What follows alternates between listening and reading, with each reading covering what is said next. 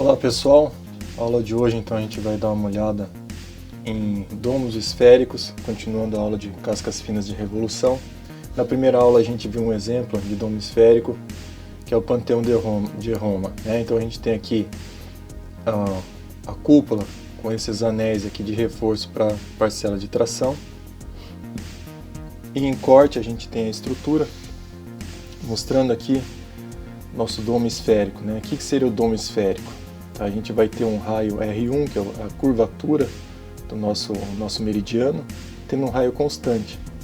Tá? Então, essa distância aqui vai ser igual ao R2. Então, a distância que a gente tem perpendicular aqui até o eixo da nossa cúpula vai ser o mesmo raio de curvatura que a gente vai ter do nosso meridiano. Tá? Então, relembrando aqui, a gente tem o meridiano. Essa curvatura do meridiano vai ser um raio constante. Tá? Então lembra que é o nosso R1 que dá a forma do nosso meridiano. E ele vai ser igual ao R2. Tá? Então a distância perpendicular desce de qualquer ponto da nossa curva do meridiano até o eixo de simetria vai ser constante. Certo? Então sempre vai ter o mesmo raio de curvatura. Se a gente tem um R1 igual ao R2, a gente sempre vai ter o R0 em função desse raio. Tá? Para uma cúpula esférica ou para o domo esférico, como a gente vai ver aqui, a gente vai chamar esse raio simplesmente de A. Como que a gente vai calcular isso daqui? Então veja que nesse caso específico, a carga que a gente vai ter não vai ser mais uma pressão interna, né, que vai ser constante, mas vai ser em função do peso próprio. Tá? Então esse peso próprio, como ele é dado em função do volume de material que a gente tem, e supondo aqui uma espessura constante, o que a gente vai ter variando nesse domo aqui, conforme a gente vai aumentando esse ângulo φ, é a área que a gente vai ter, certo? Então, pegando a primeira equaçãozinha que a gente fez lá na aula anterior, aqui essa equação 4 da página 41 da aula 5, a gente vai achar essa resultante em função da carga que vai estar ocorrendo, que vai ser uma função da área do nosso domo esférico. Então a dedução aqui da equação vai estar na aula 5, na página 44. Ok? Como que a gente vai calcular isso daqui? Bom, primeiro a gente vai calcular a área para qualquer ângulo φ, a área de superfície aqui desse domo esférico para qualquer ângulo φ. Tá? Então se a gente tem, supondo que R1 igual a R2, chamando de A, pegando aqui uma abertura infinitesimal dφ, a gente vai ter uma superfície infinitesimal ds. A área total, então, seria o raio, o A, vezes esse dφ, né, dessa superfície aqui, perdão, esse comprimento aqui infinitesimal ds. Veja que se a gente tem uma função do raio R0, que vai ser o A vezes o seno de φ. Bom, tendo isso daqui, sabendo que a nossa carga Q vai estar sempre atuando na vertical por conta do peso próprio, né, da ação da gravidade, a gente vai ter que o Q vai ser, a resultante vai ser uma função do Q negativo, né, entrando vezes essa área aqui.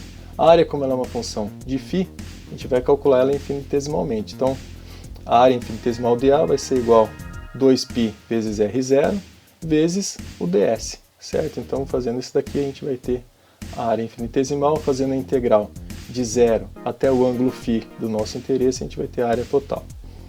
Então, a integral de 0 até φ, de 2 vezes π, o nosso R0, ele é igual a A vezes o seno de φ, e o ds, esse comprimento de circunferência infinitesimal, vai ser A vezes dφ. A integral disso daqui, né, a área da superfície em função de φ, vai ser 2π ao quadrado vezes 1 menos cosseno de φ. Bom, se a gente já tem a área, e a gente já definiu que a nossa resultante vai ser a carga vezes a área, né, então quer dizer a carga distribuída vezes a área,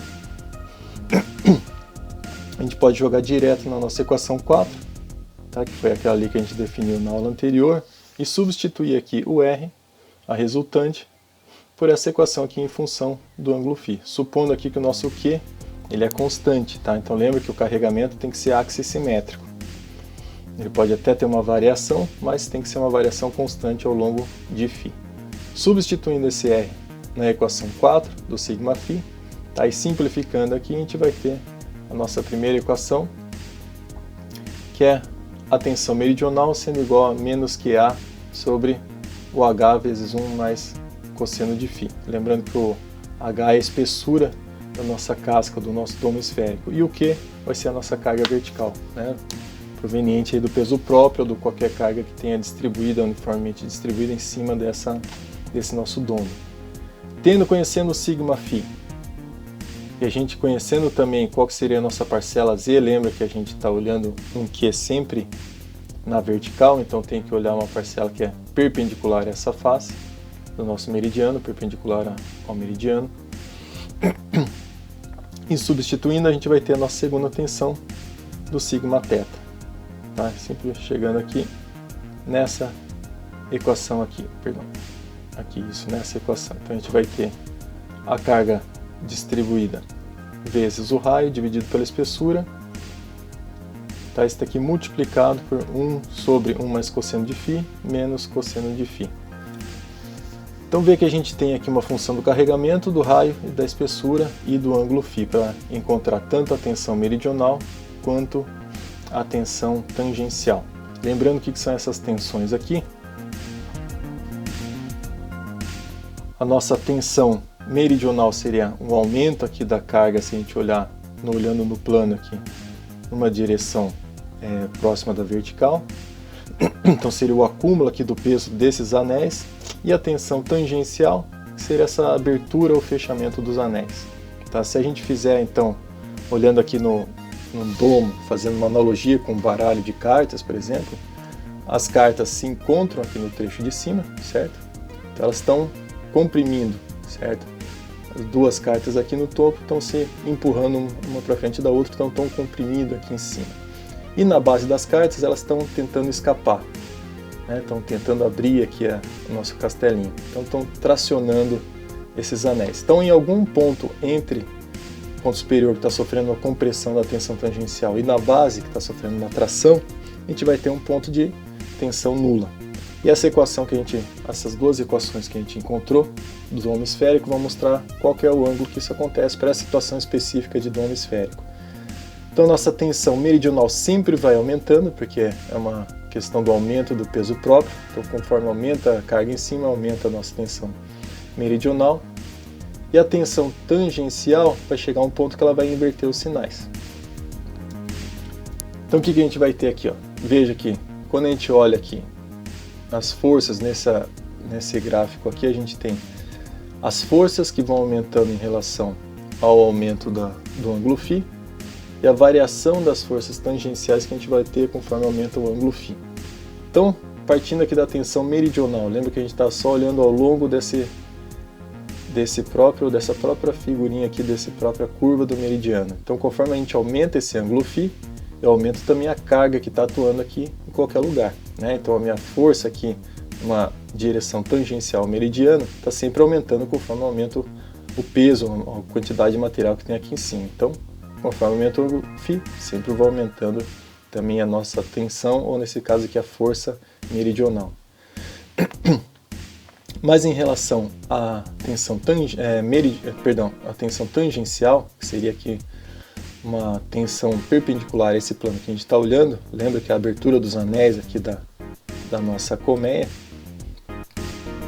conforme eu vou aumentando esse ângulo φ, a minha tensão que inicialmente era de compressão, como se fosse um castelo de cartas aqui se encostando na parte de cima, ele vai ter um ângulo, uma abertura de φ, onde ele muda, inverte os sinais. Então quer dizer, até esse trecho, até essa abertura desse ângulo, todo o material está sofrendo compressão na direção tangencial. No ângulo maior que esse daqui, todo o material já está começando a sofrer tração, que seria a parte da abertura do nosso castelinho de cartas. Por isso, que a gente tem aqui na Panteão de Roma, a partir de um ângulo qualquer, tem esse aumento aqui da base para compensar essa solicitação de tração, usando o material que é para compressão e não para tração. Olhando aqui nessa cálculo aqui nesse exemplo feito pelo SAP 2000, usando elementos finitos, então a gente usando aqui o elemento de casca, vê que a gente tem a tensão tangencial e a tensão meridional. Vê que a tensão meridional, conforme a gente vai aumentando, ela vai aumentando também a intensidade, né, em módulo. Então vê que sempre está sinal negativo. Então sempre sofrendo compressão, e conforme a gente se aproxima da base, maior é essa compressão no sentido tangencial, meridional, perdão. E aqui olhando no tangencial, que seria a abertura dos anéis, a gente sai de uma tensão que é negativa, certo? Aqui próximo do 9,6, vai se aproximando do zero, aqui no amarelinho, e a partir de um ponto aqui que a gente sabe que é um ângulo de 51,83 de φ, isso daqui se torna tração. Então a gente vê que a nossa cúpula está sofrendo compressão na direção tangencial até aqui em 51,3, no φ 51,3, e a partir daqui está sofrendo então tração. Então o nosso diagrama, então mostrando aqui as tensões, as forças, a gente vê que sempre tem um aumento nas tensões meridionais, uma inversão dos sinais aqui na direção tangencial.